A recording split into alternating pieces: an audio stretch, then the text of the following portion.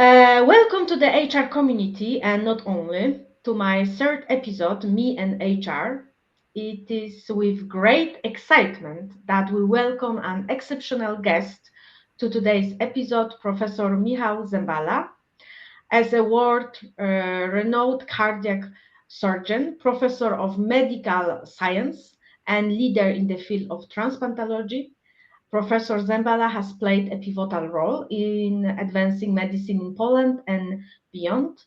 His groundbreaking contributions, such as Poland's first artificial heart implantation and hybrid technique for atrial fibrillation, have set new benchmark in cardiac surgery.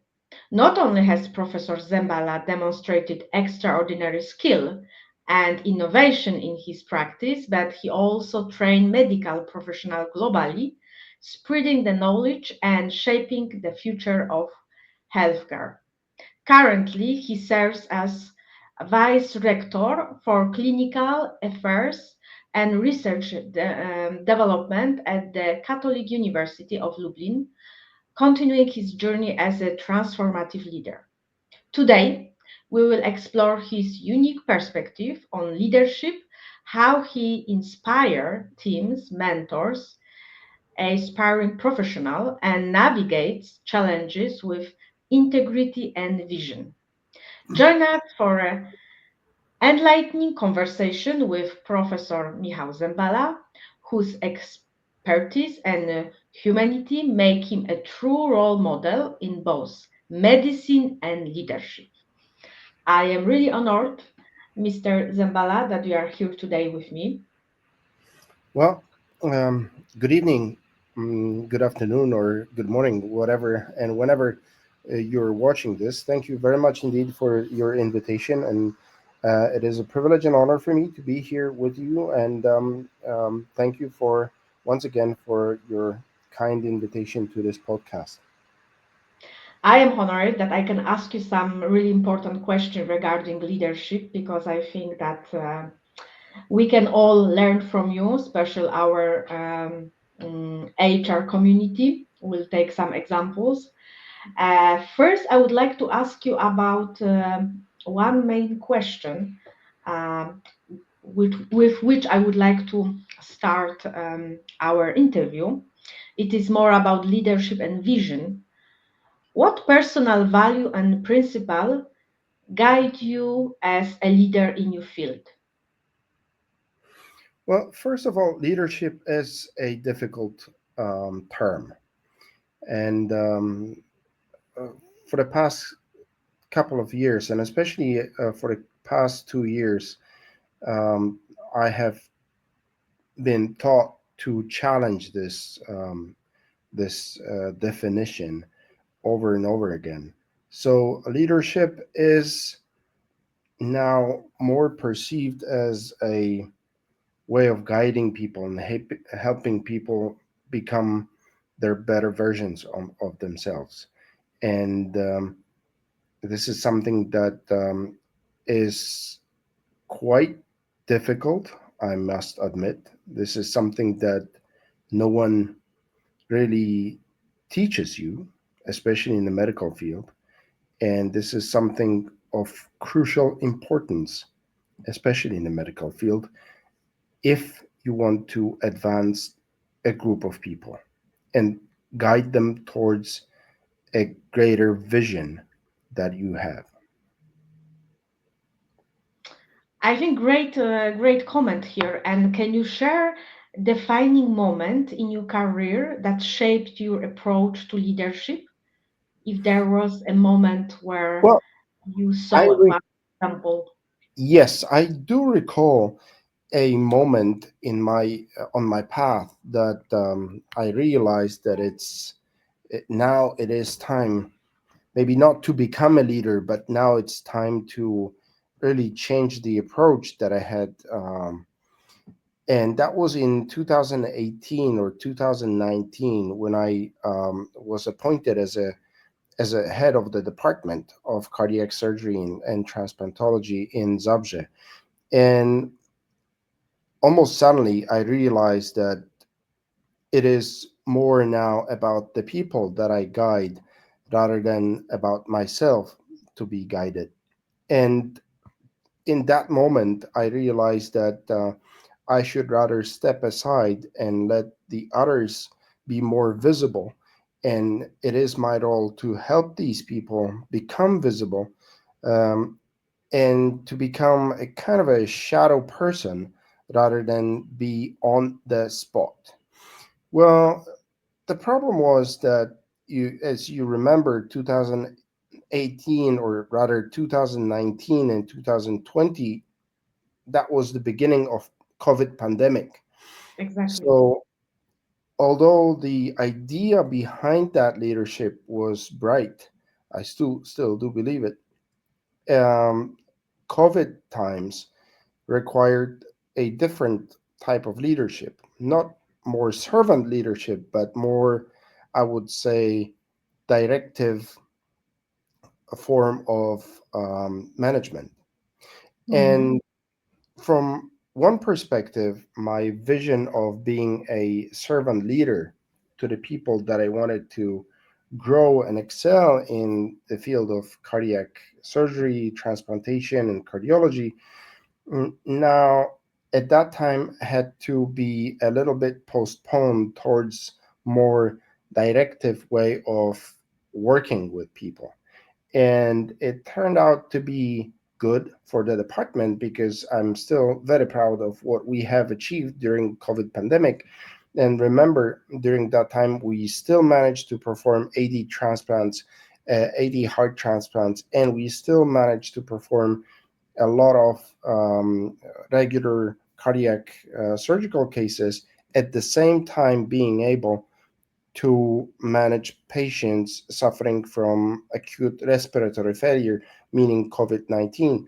So, by directing people, almost like Giuliani did in New York City after 9/11, um, but people were tired after 3 years of struggling with COVID, and I think what that is the primary reason what caused this model to fail. Mm-hmm. And regarding this situation, what role does mentorship play in your leadership style, and how do you support the growth of your team? Well, I did study leadership.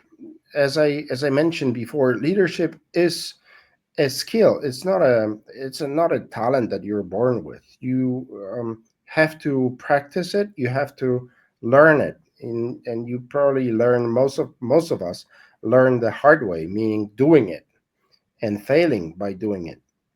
And Mhm. I wanted to excel in leadership. I wanted to understand how should I lead a bunch of people to a greater cause or to greater goal. And so I did years of studying leadership, surgical leadership or medical leadership in Harvard Medical School. And then for the past year, I did studies on leadership in one of the most fantastic places in Poland, Center of Leadership, directed by Cezary Wójcik. And all these schools teach you a certain set of skills or fundamentals of the mindset that a potential leader should have in order to guide a group of people towards the completion of a goal. So, I thought that I did understand that. And it turned out that maybe not necessarily you understand the complexities behind the human nature. And of course, you need these soft skills, which were always kind of hard for me because I was always the one pushing forward. We got to do more and more and more. We got to be the first. We have to excel. We have to realize that these KPIs are important, but the people are most important. The problem is that if you work with people that you do not hire and you kind of inherit a group of people Mhm. that you actually you grow up with, it is very difficult to become a leader because majority of them do not share your vision, and it is your task to convince them that what you do and what you are intent to do or what you are planning to do is good, not only for them, but it's only also good for the patients, but it's also beneficial for the institution that you work for. Mhm. And that is quite challenging task. What I found it was that majority of people would not associate themselves with the institution, which I did very strongly. So people nowadays tend to work for institution, but they do not associate with that institution. So you may as well, quit job in one place today and then go execute another work in some other place, and you don't have that attachment to that institution. And in this regard, I guess I was outdated or old school type of thing. But I've always believed that working for the institution is something of greater value. Um, I'm not sure about it nowadays. Mhm. So this is really interesting topic because we mentioned here how to work with a diverse group of professionals. How do you foster collaboration and trust within a diverse group of professionals from your experience? How you will explain or you feel it? How you foster that? Well, you foster or align goals of a highly professional group of people by creating a common value. So, a common value for physicians, for the doctors, should be ultimately the well-being of the patient. So, if Mhm. you exert that leadership and if you point out to physicians or surgeons or cardiologists or anesthesiologists, nurses, that the well being of the patient is the greatest goal that we should achieve, and the well being is the ultimate goal, that turns out to be or should be the driver for everybody to follow. So I will do all that is to do and all that is necessary for that procedure or surgery or post op care. Everything that I do should be splendid, exceptional, because the ultimate goal is the well being of the patient. Mhm. And that is, I think, the ideal world. And as such, it does not exist Exactly. because it is, although this is really of key importance for the physician and for the nurse and for any healthcare professional, that the well-being of the patient shall be the first and the most important value. It turns out, unfortunately, and I must say it with all the strength, it is not. And if other values are taking that first place, then it is very difficult for you as a leader to align everybody on that path, Mhm. unfortunately. Mhm.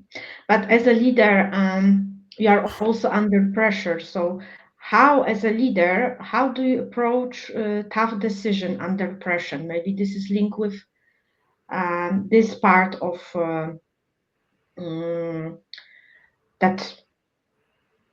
As a leader, you need to take sometimes really tough decisions. So, how do you approach those tough decisions? And special that in medicine, I think they're always with life and death, so under pressure, which is really difficult. How you see this? How you Well, react to this? similar to business, in surgery or medicine, there are different levels of leadership. There's this basic leadership level, meaning, let's say, the operating room. So you're Mm-hmm. enclosed in a small room, a small or medium sized room, and you have about 5 to 10 people, and you are a leader. A leader is someone who is executing or leading the execution of the procedure. So it's basically you who are performing the procedure, but you require anesthesiologists to do the job, perfusionists to do the job, nurses to do the job, and everybody has to be aligned. Okay, and that's the simplest scenario that there is in surgery. So a operating room, and this is the easiest situation to exert leadership because everybody is I don't want to sound bad and but is kind of Mm-hmm. obliged um, to follow your steps because you are the one executing the mission, meaning Mm-hmm. the procedure, the operation. It is you who um, cut the skin, stop the heart, remove the diseased part, and it is everybody else to kind of work with you on that task. Now, it is up to you also to direct the other team members to do this and this and this and this because they have to be aligned in order for you to properly execute that mission. Now, Mm-hmm. is this a true leadership? Not necessarily, because you're kind of a director rather than a leader, right? Because you're Mm-hmm. kind of directing the other people to do the task. So it is a bit confusing. If we define leadership um, as a skill that you empower other people, then that situation in the OR is not a leadership, is a kind of a directive approach to or directive management. Mm-hmm. And people often transplant this situation into a broader perspective, meaning the department. And you're suddenly a manager who tells people what to do. So you should do this, you should do this, and you should do that. And this is not leadership. Leadership is rather aligning people to one direction, one goal, meaning the patient is the most important person in the room, and we should do everything that is in our powers that to heal this patient, take Mm-hmm. care of his or her well-being, and do it effectively, safely, properly, and cost effective. Mm-hmm. So that is leadership. But Mm-hmm. what do you do? You've asked me, what do you do in tough situations? Of course, Mm-hmm. there are tough situations in the OR, and there are tough situations in the department. And I think in these moments, it is up to a leader, that one who is or should be standing in the shadows. In these moments, it is up to the leader to step up and take responsibility for the failures, not for the successes, but Mm-hmm. for the failures, and take the responsibility for other team members. And even if that responsibility requires a really difficult decisions, such as life and death, is this patient Mm-hmm. going to survive, or will or she unfortunately die? And I do remember a situation like this, and that was in 2021, I do believe. Now we had a very difficult surgical procedure, and that procedure was performed by one of the younger doctors, experienced but still younger doctor. He was the second deputy of mine, and Mm-hmm. the procedure was an emergency one, and his and I do remember that the procedure was a failure, and I stepped in and I requested him to step down, and I took over this operation, and the patient was unfortunately not going to make it. We knew at that point that the patient will die. So, in my mind, it was rather the decision that I will take over, because if the patient dies, and the patient will die certainly, it is my responsibility, not yours. And guess what? I was criticized heavily by doing it, but I still do believe that in these very tough situations, it is and it was a good thing to do. Wow, I think it shows really a role of leader, as you said, that is somebody who is directing but taking also responsibility for your team members, and I think that it's showing a great skill as leader, because this behavior, I think, requested a lot of I think empathy and mentorship to show. Wow, But it's even the problem is that in the setting that I used to work in, especially in Zabrze, but I think this is fairly common in many hospitals around Poland, was that it was very challenging to exert leadership.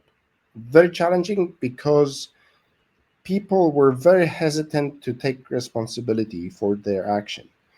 And harder. I'll give you the example. So, um, even during off hours, people were calling me and asking, should I do this or should I do that? And should I do this? And during everyday shift hours, people were referring to me to make a final decision. So Mm-hmm. people were not willing to take responsibility for their action. They were not willing to take responsibility for their knowledge. And it was the toughest thing to do is to convince them that it is your time, that it is Mm-hmm. you who should be taking even the small decisions, but these decisions are yours to take because you were trained to take these decisions, and it is part of your life and your professional life to make these decisions and take responsibility for them. But that is absolutely difficult. Mm-hmm. And could you advise, for example, how do you balance innovation? Because I think it's also a big part during the operation or any this staff medicine, with the risk that come with making bold decision. Because I think that it requires some kind of maturity to this kind of. Well, maturity in leadership and innovation in this regard is, and and trust me, I've learned it the hard way, is to accept some degree of not being able to be perfect. Mm-hmm. And as a true leader, I think you have to accept that not everything will be perfect. That the steps towards your goal will be small, and sometimes you will move backward, sometimes you will move forward by 3 steps and move backward by 2, but you're still moving forward by 1, and all these steps will be very small. And to innovate means to change and to train people, train, or at least to convince people that the change is a constant process. People do not want to change, and especially, I think, doctors, these elderly, or let's say the older generation, they do not want to change. They do not want to excel in change. But change is constant. Mm, You have to accept that everything is changing. And to convince people to change, meaning to convince people to constantly improve your practice, is challenge. mm, So everything you do in leadership position and in innovation in this regard should aim at teaching people that the change is constant. Nothing is nothing tomorrow is as it used to be yesterday. That mhm. we have to improve because the patient is different, the medical field is advancing, there are lots of innovations, and you have to change, you have to adapt, you have to somehow work it out for the patient. It's really interesting, and when I listen to you, I am curious about what inspire you, or who to continue pushing boundaries in your work, because I have feeling you have to do it really often. So is Um, there some power or some person who inspires you to regards pushing boundaries in your work? well, in the modern and in the past history of medicine, especially in cardiovascular diseases, there were figures and let's call them heroes who are inspiring, such as Michael DeBakey, Denton Cooley. These were the founders of cardiovascular medicine. And in Poland, I think Zbigniew Religa is a is a role model that inspires people, and certainly inspired me. But you also have to remember that the times of Religa, Bohenek, and Zembala were absolutely different than what we have today. Mhm, Absolutely different in one fundamental regard. Religa, Bohenek, and Zembala, when they did start Zabje in 1984 and 1985, which is 40 years ago, they all they had was a building, nothing else.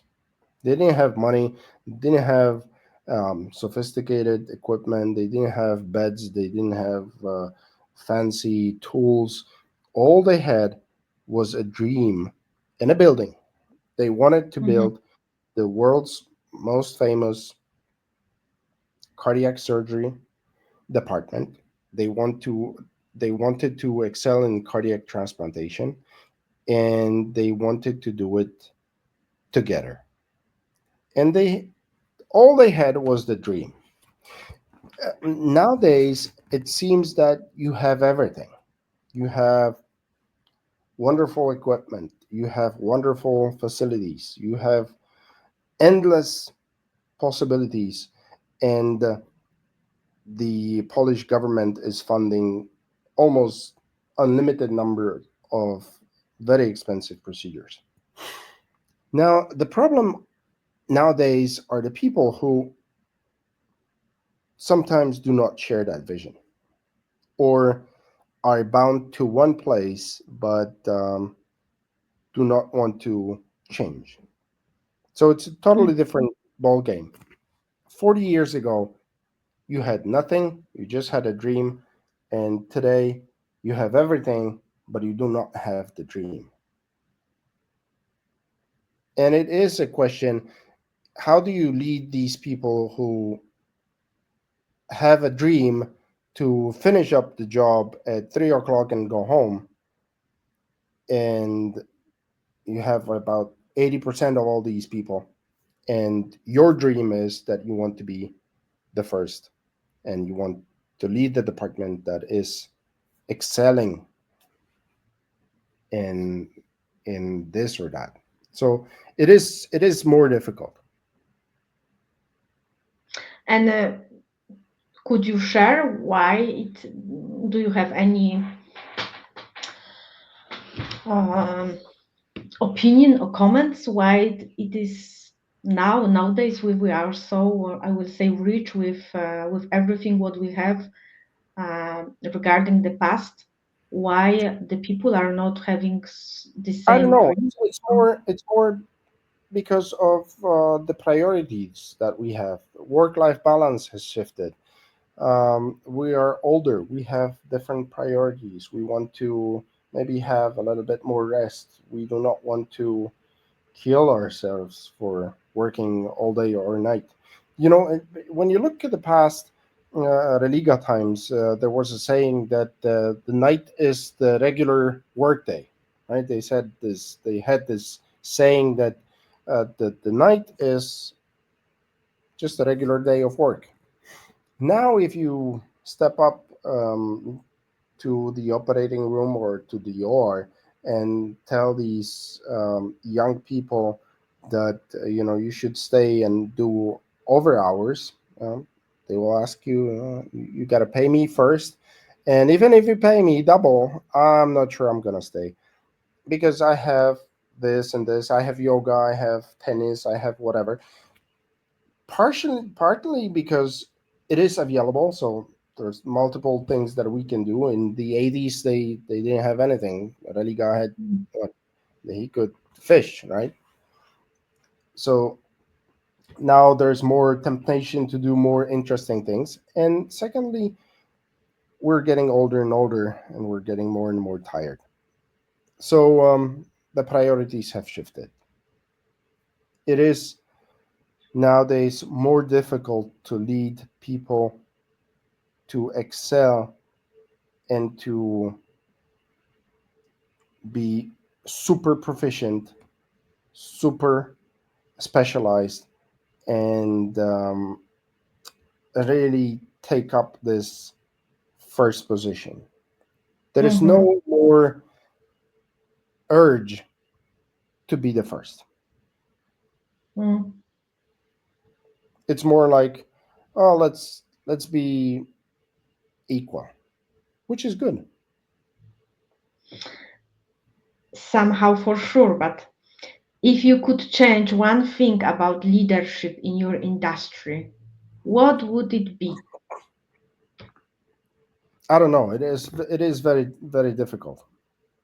I think the world is changing rapidly. I think AI will bring new challenges and AI will bring new solutions to the world of medicine, and I think it will make this world a bit better, a bit more a bit more just just and a bit more unbiased if Mm-hmm. the AI is unbiased, a little bit less money driven, a little bit more patient driven, Mm-hmm. but you have to take human out of this equation. And what you said about the current generation, about this staying longer in work, it is only in, did you see it only in Polish hospitals, or because I know that you are also operating and sharing knowledge all over, there is the same approach to the care about people, to the surgery. They have the same. No, no, no. The general rule I would say is the more rich the country is, the more likely it is to manage work-life balance. The more poor the country is, the more um, drive towards excellence you have. Um, Mm-hmm, let's take Pakistan, for example. These people are super poor, but they want to excel, and the level of medicine there, even if they don't have as many possibilities, is really high. They study hard, they work hard, they really stay long. They do not care about this work-life balance idea. But if you move towards well-developed European countries, then you start having more balanced work-life situation, which is good. I do not want to sound like I'm against it. No, no, no. I'm strongly supporting it. It's just it's just different than it Mhm. used to be, and it is definitely difficult for high performing leaders, because nowadays it's not about, yeah. Take Religa and Zembala and Bohenek, for example. They wanted to be the first. They wanted to be the first. Now, if you come to the hospital and say, and stand up on the chair and just, make a speech and say, well, gentlemen, ladies and gentlemen, let's be the first. They'll just, if you want to be the first, be the first. We got a work to do. We want to be a bit more balanced. So, different mindset, different goal. Mhm. Today, especially in Poland, in, especially in medicine, it is more about managing work-life balance of the people that you hire, their work expectations, their work goals, their money aspirations, and Mhm. still get the best possible treatment for your patient. Mhm. Difficult thing to do. Yeah, to balance what people they Yeah, want and especially in these surgical specialities, because some or a majority of procedures are long, majority of procedures are complex, majority of mhm. procedures require you to stay in the hospital longer because the patient may collapse, the patient may have some complications, and you have to stay and watch the patient. You have to stay and be on alert because this patient may have some adverse events that you may want to or you have to address. And how do you do this? And the fundamental issue is to build a trust among people that work together. So one guy can go home and rest, turn off his phone, while the second one will take over with the same set of skills, with the same drive for excellence, and the same technical skills. Now, you see that it is becoming very difficult, that you have to have the same level of engagement, right? And that is challenging. Mhm. Um, when I listen to you, I have feeling that now medicine is not really different from the business part of what I know in HR. It became more uh, people are more focused not only on their job, on their task, but also about their private life. Um, if you could change something in your past as a leader, what would be? Is there something what you will do different, or you are happy by steps which you have done? No, I'm not definitely. I would change something. I'm not sure what, but I'm Mhm. definitely. If you know my history, uh, which is not very bright. I mean, not very happy at the end. Um, there should be changes. It's just very difficult to address which and when. And Mhm. what should I change is, I don't know. It is, I'm so proud of what I've achieved in terms of treating the patients and and helping out these who are very sick and very much in need, and that gives me a sense of pride and really made my life meaningful. Mhm. And I think the plan that I had, still, the leadership style that I exerted, and the plan for the department and for the crew that I led was right, was correct. It's just the time that I didn't have, um, was cutting my plan short. What I would change is, but that's just impossible. Uh, is I would probably hire some high performing individuals to help me out and fire those who were really lousy and did not perform well. Mm-hmm.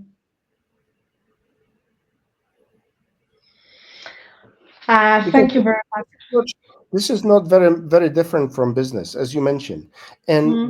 what I did miss in my work in the department in Zabrze, we didn't have any HR support, so we were basically left, and I was left with no HR skills. Mm-hmm. And I had to learn, and I'm still learning, and I will probably learn until my last days about human relationships.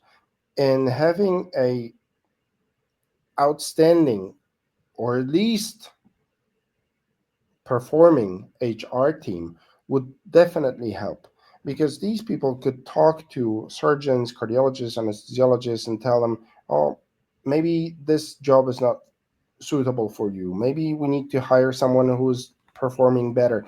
And, you know, many of the departments suffer because they do not want to hire from outside their bubble. And we are still in an enclosed circle of professionals, and we were stuck in this circle. We were afraid of having someone come from abroad, from different work cultures, and kind of change this. Mm-hmm. This is exactly my unfortunately the last question which I wanted to ask, and you answer it before I asking if what will happen if you have a supportive HR team I'm in the sure. past. I'm sure we would perform better, because the conflict, the conflict was always perceived in this medical field as something bad, right? Mm-hmm. Conflict is not bad. If managed properly, conflict is something that is moving the field forward, is moving the team forward. And conflict is inevitable. It has always been, and it always will be. That's the part of the life. You have to manage it correctly. You have to take tough decisions. You have to talk to people and discuss and manage any type of conflict. But you need a professional support in this. The leader cannot be left alone and lead, direct, take care of financial burden of the department, take care of medical burden of the department, and then manage these misunderstandings between people. Mm-hmm. For me, it was very, very, very, very frustrating at moments, and very challenging to perform. So I do believe that HR should be a part of that process, and I wish I had it back then. But Mm-hmm. back then in Zabrze, in hospital in Zabrze, HR was, I don't know, it was just a department which says cadre, and Yeah. Yeah. all they Payroll did was and hygiene. paperwork. The agreement between the doctor and the hospital, and that's it. That's the end of the game. Mm-hmm. And God forbid you fire anyone, and God forbid you kind of propose someone a higher stake, because you have to.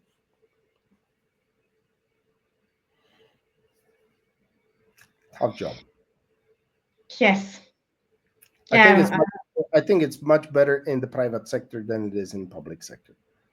You also have to differentiate these two sectors, and and uh, and I think future of Polish healthcare is also in private sector. It will be better. Will be less doctors, more skilled, more. patient driven, and with more empathy. And but this is something that will take time. Yeah, we will with the future. And my last question, if you could say, because always I am curious about what a great leader will say about we have in HR soft skills, which I don't like this name, and hard skills. Um, if you could say, for example, for you, what is more important in each person career? Um, I will say the technical skills, or still to achieve something good in your career, have great career, I would say, um, had success and so on. It's more have be driven by your soft skill. How you see this? Uh, if you see a person who is a doctor who is performing a nurse, any person in medical field, what is the most important to be a good in their job? Um, I think if you are planning to become a healthcare professional, either you are a nurse or an emergency worker or a doctor, physician, surgeon, the fundamental skill to learn is empathy, because you are dealing with a living subject. You're dealing with a patient, and the patient is the most important subject of your entire professional life. And I've witnessed doctors who are technically bright, but when they approach the patient, the way they talk to the patient is absolutely horrendous and Mhm, disqualifying, offensive, and unacceptable. But they are excellent operators. They're excellent technically. They're excellent in the OR. So, and on the opposite, there were surgeons who were very lovely towards the patients, but mhm, were very poor in the operating room. So, I think the role of the leader is to, it's very difficult to teach these people how to behave, mhm, because you're touching their egos. And remember, if you're dealing with very experienced operator, very experienced doctor, and even if you're trying to give him or her a feedback and say, oh, maybe you should do this and this differently. Oh, I've been doing it for my whole life and it did work. What do you want from me? I'm the ah, best. I'm the yes. god. And so the role of the leader or the manager, not the manager, but the leader in this regard, should be to put these figures where they belong. So maybe these who are technically very bright should be in the OR, and those who are not in not not very bright technically but very empathic towards the patient should be more um, on the front line. But yes, I do believe empathy is the key skill to learn. Mhm. It's very Uh, difficult to be empathic towards coworkers sometimes, especially when they screw up the job. yeah, I can imagine this is not the easy way to have this tough conversation or tough decision regarding the performance. Um, and to end, always I end my podcast with one question, last one. Um, Professor Zembala, when you hear HR and me, what is coming to your mind? Well, HR in me sounds like a leadership position, because leadership is all about HR. So if I would say HR and me would be HR and me as a future leader. I'm still struggling whether I want to lead or not. And as I was taught in the center of leadership, you don't have to lead all the time, and you're not obliged to lead all the times, and do not lead alone. That's also something that I've learned. Although I found out that when you lead, you're often by yourself. So HR and me would be a partner in the leadership position. Okay, thank you. Thank you for these words. I need to say that I was really stressed before our interview because I see you a really role model leadership and really modest and high performing and with so much humanity, empathy for towards others people. Thank you very much for this interview, and I wish all the best that we Thank have you. more leaders as you in all fields, in business, in medicine, and so on. And yeah, everything Thank the you best. very much. Thank you Thank very you much. very much. It was really a pleasure to see you and talk to you here, and hoping to see you soon. Thank you very much. Bye bye. Bye.